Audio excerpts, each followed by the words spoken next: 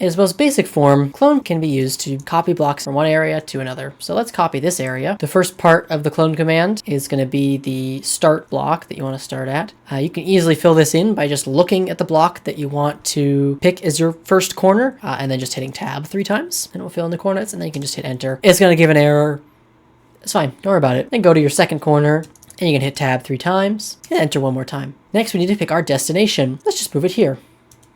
It's going to be in the ground, but who really cares? So it cloned to this block here specifically, which was the grass block, and then it replaced it with that piece of wool that is there now. Let's say we wanted to put this on this side over here. You might think that you can just clone here, and in fact, let's actually put this above the ground so that it's above the ground. That's actually going to give us an error saying the source and destination areas cannot overlap. Doesn't really make sense because we're trying to clone this like 3-block thing that goes this direction and stuff like that. But actually, clone, it doesn't know what corner you're trying to copy from. So what it's always going to do is copy from this corner of the build here, which is the farthest -x and the farthest -z.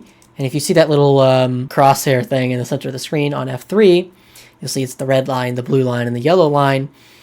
It's always going to clone from the corner that you can line up like this. So if we wanted to clone it here, we'd actually want to start here. And then it's going to clone there, just like we wanted. So you can also clone in special modes. So replace is the default mode that we've been using this entire time. So if we use masked, what that's going to do is copy only the non-air blocks. You know, not the most obvious. Our entire build is mostly solid. But if we say like chop off the top, we build our top out of white wool here, and then we pull that clone again, you'll notice that it actually does not replace this top line with air. But if we use the default, it would actually replace this top with air. You can also use filtered, and this will only copy certain blocks that you specify from the source. I wanted to copy all wool. Well, so you can use these hashtags to use block tags, which are basically groups of blocks. So we can say only copy wool. We can also say, write the ID of the block instead.